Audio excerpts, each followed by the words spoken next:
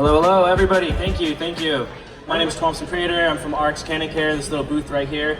I'm going to give you guys kind of like a quick 1-2. So many people, we know about CBD now. We get it, CB1, CB2, receptors, all the different health benefits, some anxiety, pain, blah, blah, blah.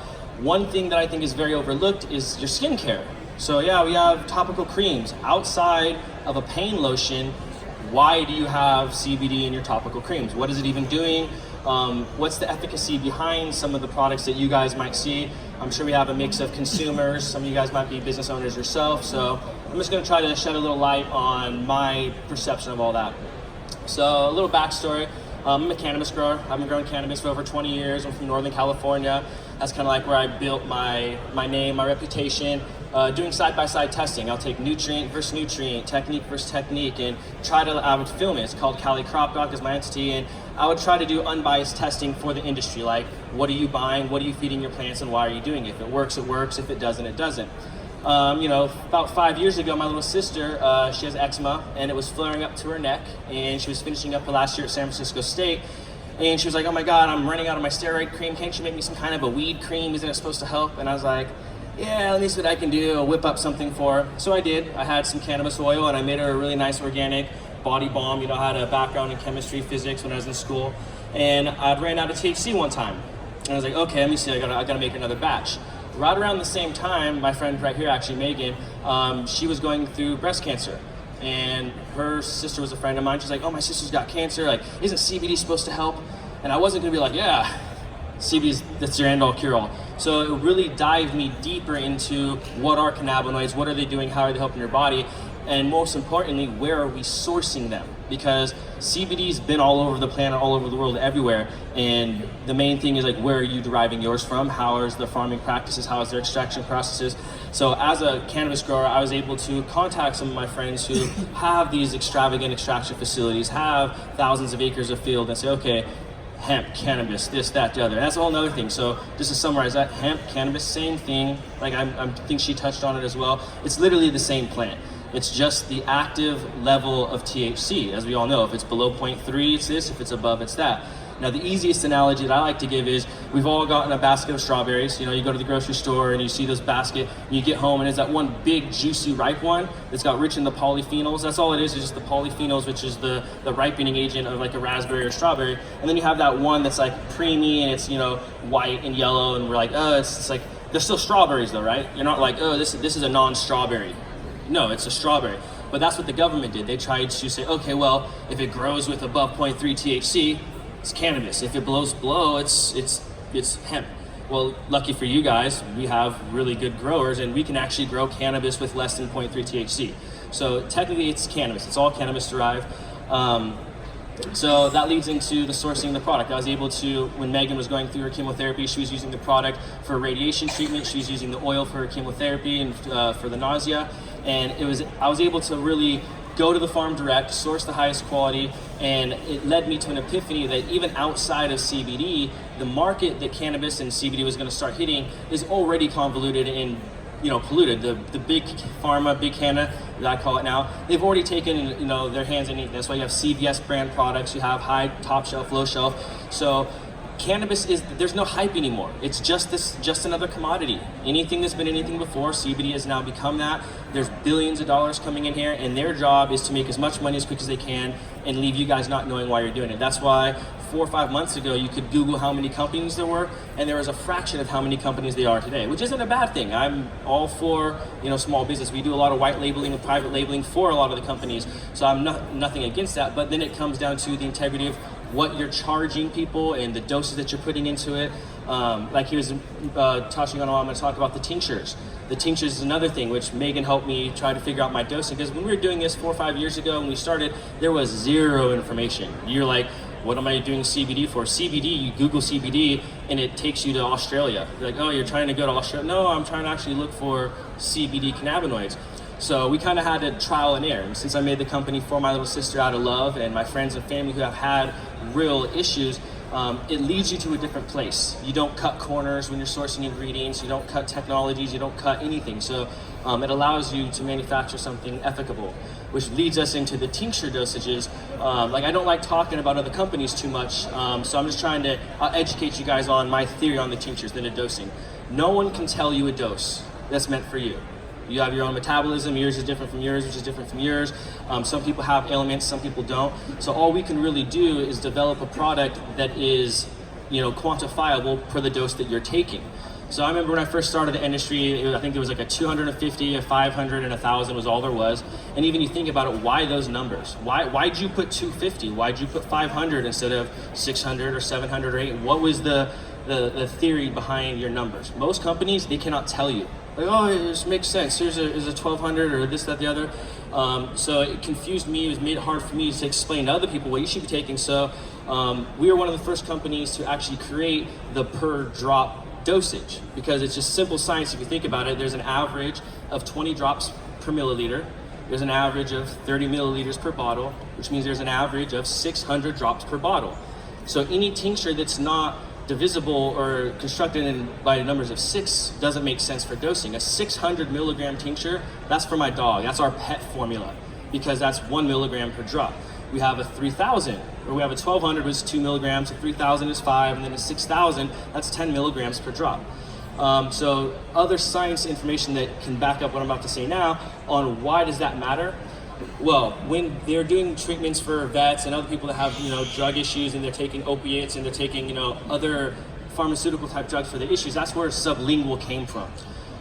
It's sublingual. That means under the tongue. A drop under the tongue gets in those glands and absorbs. It's not like lick the dropper, drink the whole bottle formula. So when you start looking at sublingual, there's been countless studies that say that for the optimum rate of absorption under the tongue, it's 1/3 of a milliliter. So back to the math. If a milliliter is 20 drops, 1/3 of a milliliter, somewhere around 6.5, 7 drops. So anything over 7 drops is overfill. It's overflow. It's not even sublingually absorbing. So I'm like, okay, well, I'm 170 pounds. I would like to take 30 milligrams. Well, if you have a 600 milligram tincture, that's a whole dropper. What's more than it's a dropper and a half. So it's good for but it's good for some businesses, because you just went through your whole bottle in less than a month. Whereas if you had a 6,000 or a 3,000, that's a 3, 4, 5, 6 month, almost a year's supply, depending on if you need it.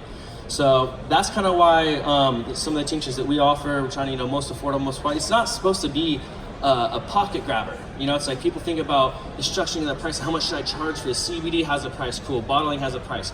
Now for just the pure raw CBD, there shouldn't be the same 2x, 3x, 4x markup that business wants to put on it. So that's my whole spiel on the tincture dosage, is that anything less than, like I said, our lowest for humans is 1,200, because that's 2 milligrams per drop. Megan, when she was going through her chemotherapy, she had never smoked, never done anything in her life, and she was at 80 milligrams per dose multiple times a day. So she's drinking bottles if she was, buying some of the formulas that are out there. You see a 250 milligram, you see a 300, who is that for? Like literally who's buying? It's not for anybody, it's just to fool you, so you guys don't know. Like Dr. Jenny was saying, it is curing stuff. It's not hype anyway. If it was hype, we wouldn't be here. The government, they're scared because there's too many people that are going to do it regardless. You can't stop us, and if you can't beat them, join them. Why is it not legal all over the nation yet? Well, because once they're ready to be in every single 7-Eleven, every single Chevron, every single store, then it's going to be legal, because that's how they're going to take advantage of you guys, because they're going to, CVS brand the industry.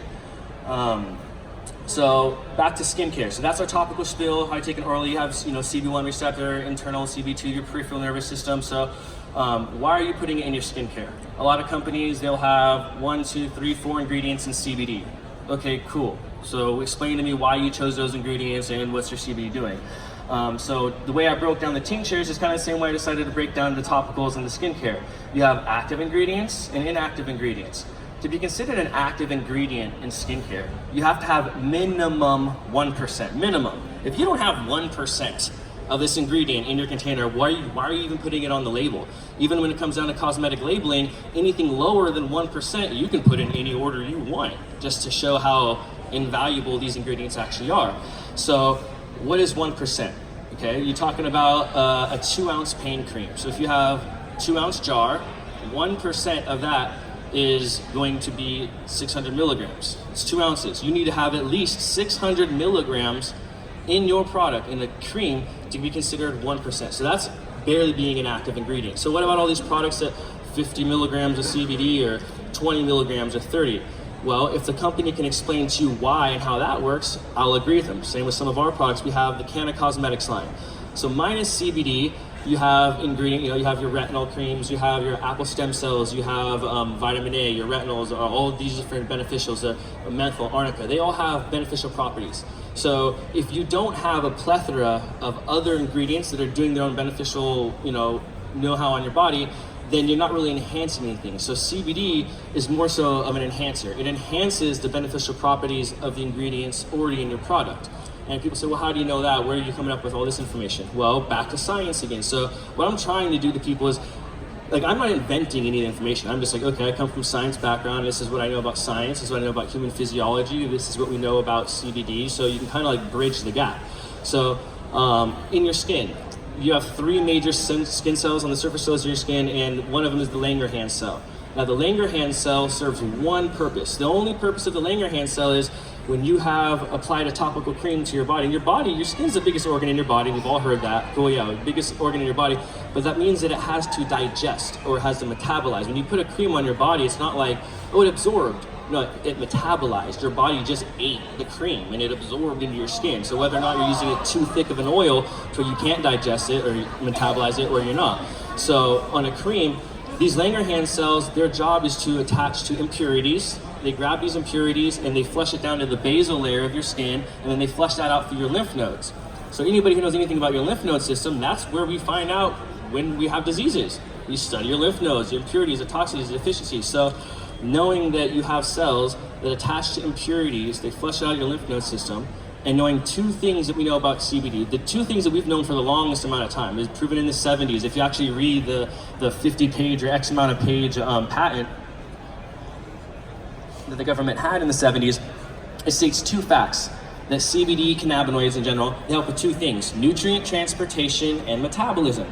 Well, again, I could pretty much stand up here and tell you any disease that you could throw up here or any ailment, you could attach to nutrient transportation or metabolism or the lack thereof. So when you're coming to skin, when you bind other beneficial properties with CBD, there's a more likely chance that your body's going to recognize these ingredients as beneficial, because if they have nutrients, what's CBD? It helps with nutrient transportation. So it's going to help you figure out what needs to be metabolized, where it needs to be metabolized, if you even need it. Like I say, CBD doesn't do anything. CBD helps your body help itself. Because as long as I don't shoot you in the head, slice your throat, hurt your heart, you'll stay alive on life support. We've all seen it. We've seen some of the most horrible diseases, some of the most horrible accidents in your body.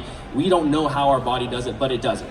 And we all know about the endocannabinoid system in your body that regulates cannabinoids. And it's not a vitamin receptor, it's not a water receptor. Literally, the receptors in your brain and throughout your body only react to cannabinoids. THC binds with it, that's why you feel high. CBD binds to the back of it and helps regulate what you're binding with. So if you're not, there are only 2 real places to get cannabinoids other than cannabis and some other herbs they're finding out is breast milk, which is another thing people hear about, but they don't realize, that the fact that every single mammal, not just humans, but any mammal who's gone through that stage of development, your body is producing cannabinoids to help increase appetite, stimulate growth, and as a neuroprotectant for the baby. So I'm not sure the last time you guys all drank some breast milk, but very slim. So if you're not smoking or taking CBD or drinking breast milk, you have dormant receptors in your brain doing nothing.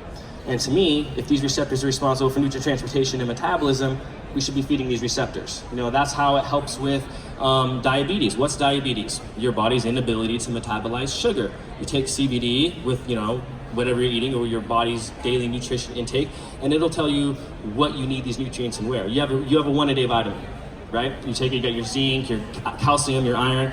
Where is it going? It's going into your stomach. So you're leaving your stomach up to tell your body where to transport. It's kind of like what she said, the orchestra, A lot of these are great analogies. So taking CBD with your vitamins, with the chemotherapy, with other forms of treatment is what's really going to be the end-all cure-all. And that's why the government was kind of freaking out, because they didn't want us to realize there's no money in the cure. Everybody knows that. So it really came down to trusting the company. What separates my company from all these other companies? My integrity. That is literally it. It's like my company could be sourcing different stuff, same stuff, different stuff, and if you don't know where you're getting your ingredients, what you're putting into it, then you don't know what you're buying. We manufacture all of our own products. We do white label, so I'm saying nothing against white label, but the smoke's gonna clear. Consumers, we're not idiots. You're only gonna walk into the store 1 or 2 times and pick up the same bottle with a different label and be like, wait, what's going on here? It's like, do you want to buy the product from the guy who made the product, or from a guy who made the product for a guy who probably just gave it to another distributor and he gave it to somebody else? And it's like, you ask him, where's your test results? Hold on, let me get those for you. No, they should be on your website. They should be, scannable. You should be able to get them with every single product that you purchase. So a lot of companies, they can't provide that documentation because they don't have it, which it's not a horrible thing, other than the fact that, like I'm saying, from the cannabis space, I take it personal. This is my culture's ingredient. Like, people that come from the green space, we've known it forever. That's why it's funny. We're like, dude, you guys are so hilarious. We've been telling you from day one, cannabis this, and you're like, no, it's not, no, it's not. Every day, somebody walks up to the booth and they're like, I never thought in my lifetime I would see, yeah, no, it's crazy, right? And here we are. We've been telling you from the beginning of time. So, when it really comes down to it, that is the difference. You need to know where you're sourcing it, what ingredients you're using, and the concentration matters, which is the biggest thing that I'm trying to do this year, is educate people on the concentration of your product. The reason why it's important to know where it's grown is because, as you know, cannabis is a bio-accumulator. And again, what she mentioned a lot of key points that I think people need to understand, but that also need to be explained on more. So yeah, okay, bio-accumulator cannabis. The main thing is, once it is a molecule, you're right. There is no difference between the molecules. CBD is a molecule. It's actually been identified as its own. If it was a different chemical, it would have a different name. So on that standpoint, do you want to eat an apple on the side of a tree, or on a tree on the side of the freeway, or do you want an apple in an organic orchard where there's no planes flying over and you know what kind of care is given? What's in the soil that your plants are growing? At the end of the day, there's not a person on the planet that can do a blind taste test on organic or non-organic food. You can't do it, it's impossible. But we're relying on the integrity of these farmers and of these companies to say, hey, we have test results, we're following this, we're doing that. And that's another thing when it comes to the price. Sometimes people are like, oh, I found this one cheaper. If it's too good to be true, it is, people. Like cannabis-derived and hemp-derived, because of regulation, we have to spend more to do cannabis-derived. So if you want to be able to tell people, yeah, this is a cannabis derivation, it comes from a cannabis plant, big old chunky flowers, blah, blah, blah. If you don't have the money to put into the licensing, into the documentation, you're not allowed to say that. You have to call it hemp, because they want to confuse you, because most people think hemp and they're like, oh, hemp seed oil, which is a cold pressed seed. Or there is actually, there's thousands of strains of cannabis. There are strains of cannabis that don't have flower, that grow like bamboo. That was where the original forms of hemp came from. And people don't realize that. The reason why that happened is because we didn't know how to grow good. And once cannabis has a flower, it's susceptible to mold. And it can mold and bud rot. And people saying, oh, hemp doesn't mold, hemp's resistant to bugs. No, it's not. Bamboo hemp is. The hemp that doesn't grow flowers, yeah, if there's no flower, and bugs don't want it. So why do you want it? That's pretty much, it's meant for textile. So, just be careful what you guys are buying. Look at the products, look at your ingredients, and cannabis and CBD was meant to help people. We started it to help. So be wary of companies that you don't know where they came from. Like, we've been here since 2014, 2015. We have registered trademarks and all this. We're doing all of our due diligence to show you that in 6 months, when you call the company to ask a question, they're still there. Because it's the green rush right now. There's millions of companies trying to get in. They have a 2 to 3 year plan, and they have an exit strategy. So I don't want to be buying my product from a company with an exit strategy. I want to buy my product from a company that's going to be there and can, answer the stories and comes from an ethical standpoint with valid testimonials. It's like, I feel weird sometimes because I'm a cannabis grower, and here I am like telling people, yeah, skincare, blah, blah, blah. But it's like, it's because my mom, my sister, my friends, and people that I'm like, we thought you were gonna die. You're not dead. I'm not saying that CBD saved your life, but by following, proper living, proper eating, healthy, standards, and using CBD, it definitely assisted in your body's ability to help itself. So, I think I covered a pretty good, quick, and I don't want to take up too much time. I know we're kind of behind schedule on our talks, but that's pretty much my spiel on CBD, skincare, and why you should have it in your skincare to enhance the beneficial properties of what's already in it. So make sure that you have ingredients worth enhancing, or that there's enough CBD in it to be considered an active ingredient. Otherwise, you're not getting your money's worth. So thank you guys. If you have any questions, I can answer some questions for y'all. I do have one question. Yeah. In your CBD that you put in skincare, I take it you make skincare? Yeah. What is it, a full spectrum, or is it just a... So technically we do white label, private label, so we can do isolate for you, full spectrum, broad spectrum, whatever you want. It really varies depending on the market. So if you're like our facial products, we're using the isolate because your skin's got different texture than your body. Your pores are finer on your skin, so having an oil on your skin isn't usually the best bet for a lot of skincare products. Not to mention on facial products you're using water, so any lotion is about 80% water. So you're talking, okay, you have 80% water and you have all these other ingredients that you want to fit in there, but you can only fit so much because water, oil, emulsification. So unless you want to be using other chemicals to stabilize, I guess per se, there are versions that you can do with water soluble. We're not doing the water soluble. We're using broad spectrum. And again, broad spectrum is new. Full spectrum is just the percentage of THC. Certain states will make it a certain way that they want it that way, So, but in my opinion, as far as the pain, I find that the oil helps better for the pain just because it does create that occlusive layer on your skin, so it helps sit there a little bit better. But we always bind all of our CBD with MCT oil, which a lot of people don't understand. MCT oil, they think, oh yeah, coconut oil. No, MCT oil is not coconut oil. Coconut oil at its very best has 28% MCT, which is medium chain triglyceride, skips the blood-brain barrier. We use 100% vegan MCT oil so that you don't have to digest it. It starts absorbing into your system when it goes in your esophagus. So when you put it on your skin, it absorbs into your skin layer. So, we use the oil just because, when you're eating it, there's better to have full spectrum, broad spectrum, you get all the other cannabinoids. So topically, there hasn't been enough research. They're starting to, and that's, again, they don't want us, in order to do a proper clinical trial, it's expensive. You have to have access to real patients, real hospitals, real money, and they don't want us to do it. That's why everybody was using just isolate last year. Literally all last year and the year before, it's just isolate. Everyone was on some isolate hype. And to me, that was brilliant marketing by GW Pharmaceutical to get their little thing patented, because isolate isn't the end all, especially with tinctures. It's not where you should be going if you're having ailments of cure, but they had all of the real farmers and the real companies thinking it was the hype so that they were able to fund their clinical trials, and they had enough people in enough areas that they were able to test. And full spectrum is definitely the wave of the future, and it's going to be everywhere. The reason why it's not so fully available is because, like I said, they're not ready.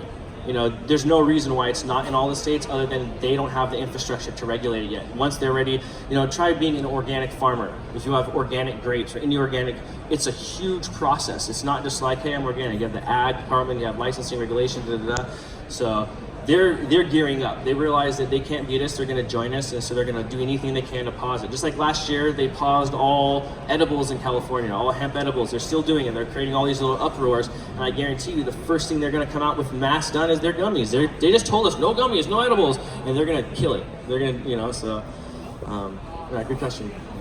Any other questions? Yes. Is there a recommended maximum daily dose for CBD, or is it something that's on a case-by-case basis? 100% case-by-case basis. Especially just like what she was mentioning too about metabolism of people that are thicker than people that are thinner. People, even ethnicities have different metabolisms, there's so many different factors that can play into metabolism.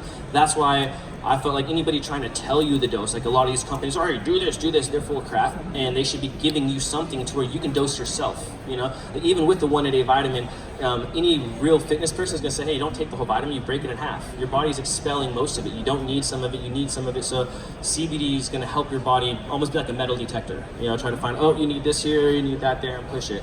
So that's why the industry standard is start with 20 milligrams per dose, a couple times a day.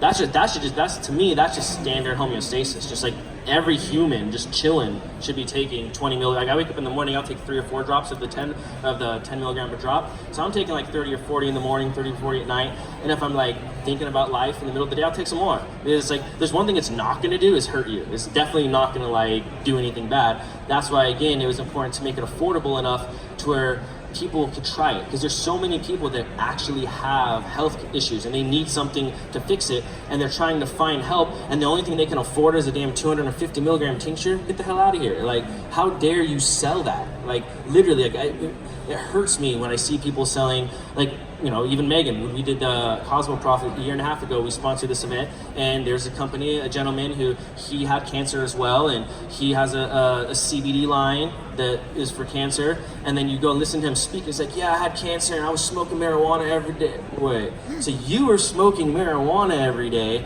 but you decided to start a CBD company that has nothing to do with anything, to piggyback off your own story, and he had like a 200 milligram tincture. He didn't have, there was no like reasoning behind why he was doing it, and I just saw it firsthand. That's why I took a break, like saying, from the cannabis space to come over here to make sure that they weren't going to further take advantage of like our people, like what we're doing. It's like we fought for way too long. I've been growing in backyard guerrilla grows my whole life, and like we fought the fight. You know, I was on federal probation for 5 years, federal felony. I've been smoking weed since I was 7 years old. Was also 4.0 honor student growing up, dean's list all through school. Tutored people that graduated from Yale, Stanford, Harvard. And it's like school wasn't, not that it wasn't my choice.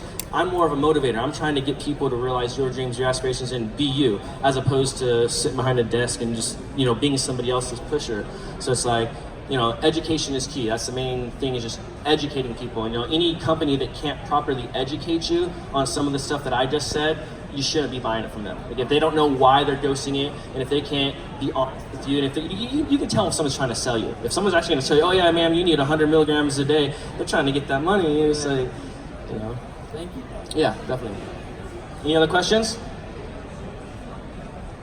All right, great. Thank you guys. You've been good. RxCannaCare right over here. If you have any other questions, I'll be around. Facts. So I put together 7 facts about CBD that you should look for when sifting through all the products available. I'm going to go into more depth on each one of these, so make sure you guys stay tuned, and most importantly, stay educated.